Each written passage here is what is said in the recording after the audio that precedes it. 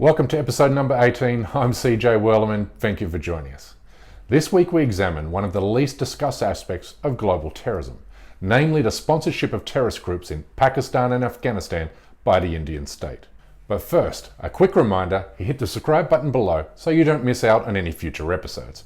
Now let's get into it. Last week the world watched on in horror as ISIS-K militants attacked Kabul airport, killing 100 people, including 13 US soldiers and more than 90 Afghan men, women and children.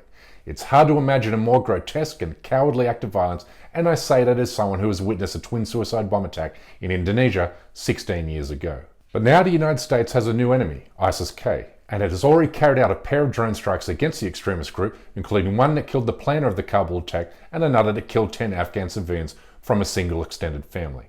The US leaves Afghanistan the same way it entered the country, using unrivaled air power to kill innocent civilians on the ground wrongly assumed to be enemy combatants. And if there's anything predictable about the war on terror, then it's likely ISIS-K has since recruited the surviving members of the family a US drone strike obliterated on Sunday, who now understandably seek justice and even vengeance for the deceased loved ones. Meanwhile, in the United States, American audiences are now being introduced to the latest installment of the ISIS franchise, but in a way that distorts the origins of the terrorist group. Because left out of television and newspaper reports is the guiding hand the Indian government has played in facilitating the rise of Afghanistan's ISIS affiliate. We'll come back to India in a moment, but first, who and what exactly is ISIS-K?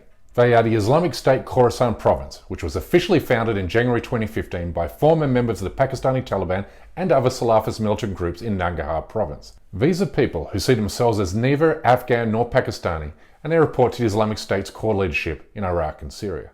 But more to the point, the group has concentrated its attacks against Pakistan and the Taliban.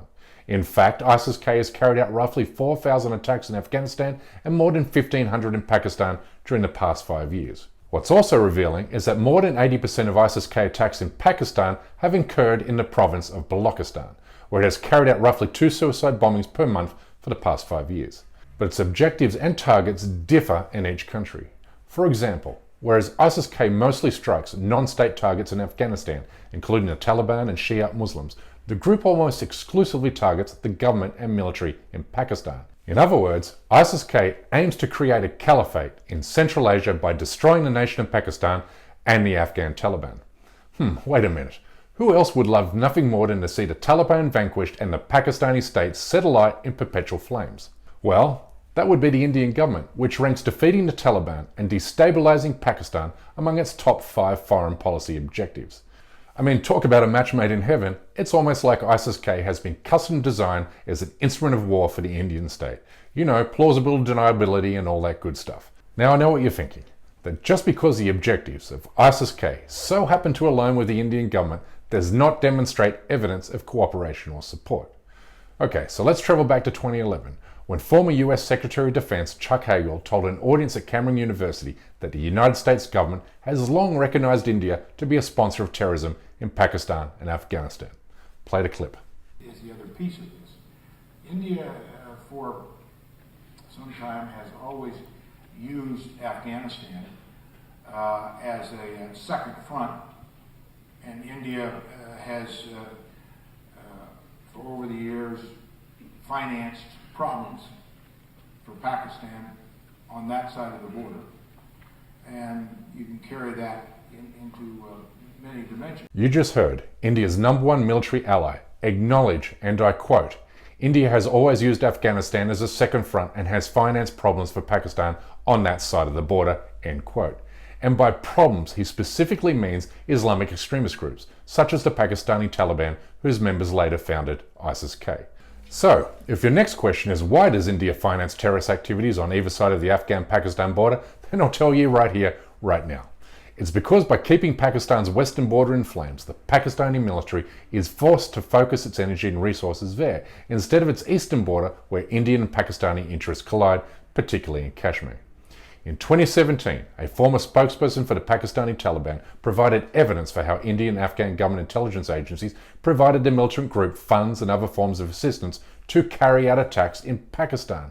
You see, India has always been terrified of the Afghan-Pakistan relationship, It views the two countries as intertwined and inseparable Muslim brothers that threaten to pour water on India's regional aspirations, which is why the Indian government has used every opportunity to keep both divided and ruined in armed conflict. It's also why India invested heavily in propping up the Western-friendly but corrupt puppet regime in Kabul.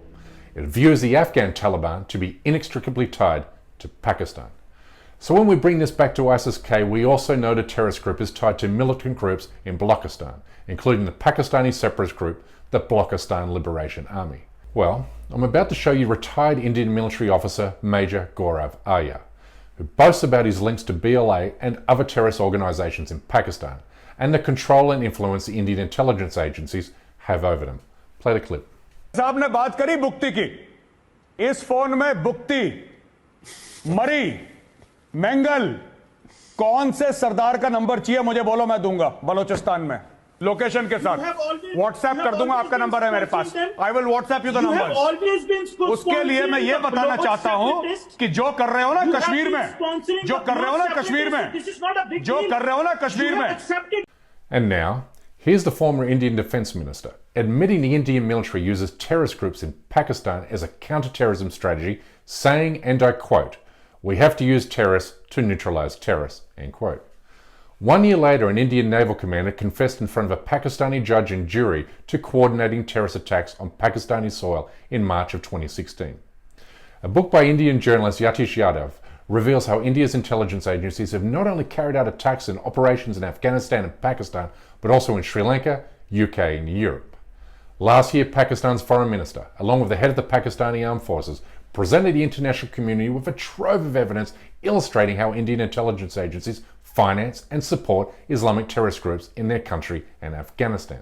This damning body of evidence included banking transactions worth millions of dollars, documents, audio clips and details of contacts between Indian intelligence operatives and the Pakistani Taliban and other militant groups.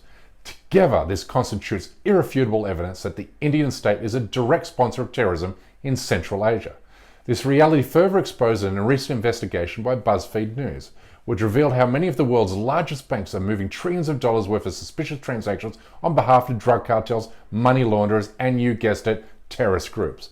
Specifically, it implicated 44 Indian banks and financial institutions, which were found to have carried out hundreds of top-secret suspicious activity reports by the US Treasury Department, which oversees efforts to combat money laundering, financial fraud, and terrorism financing. This revelation makes a mockery of India's long-time effort to put Pakistan on international banking blacklists by accusing Islamabad of using the banking system to finance terrorism. It also makes a mockery of Indian government accusations that Pakistan is arming and funding Islamic extremist groups to carry out attacks against the Indian military in Kashmir, given India arms and funds these very exact same groups. But in returning to the situation in Afghanistan, we know India is hyperventilating about the Taliban's return to power and the ousting of the Afghan regime in Kabul, a regime India invested billions of dollars in, having provided with combat helicopters, artillery platforms, small arms, ammunition, surveillance and targeting technologies, all of which now sits with the Taliban, along with the $85 billion worth of arms and equipment the US military hastily left behind. It's for this reason India will now see ISIS-K and its 10,000 fighters as the most viable option for attacking the Taliban and destabilizing Pakistan. Simply stated, ISIS-K hates the Taliban and Pakistan as much as the Indian government, so we can expect India to weaponize the Taliban's effort to modernize and normalize as an opportunity to broaden the appeal of ISIS-K to disgruntled extremists, which in turn will cause the Taliban government to implode. And if that happens, then it's impossible to imagine a future ISIS-controlled Afghanistan won't prompt a return of the US military, thus paving the way for further violence and bloodshed. Look, after almost 4 consecutive decades of war, the people of Afghanistan want only peace and stability. A want the Indian state now stands diametrically opposed. Clearly, the international community can no longer afford to turn a blind eye to India state-sponsored terrorism. Anyway, that's all we have time for this week. Thank you so much for tuning in. Please like and subscribe to this channel and help spread the word with your family and friends on Facebook, Twitter, and Instagram. And please consider supporting this endeavor by becoming a member of the show at patreon.com/CJWellerman. We cannot produce this show without your help. Exclusive content and other benefits for those who do. But for now, good night, good morning, or good day, wherever you are, and stay blessed.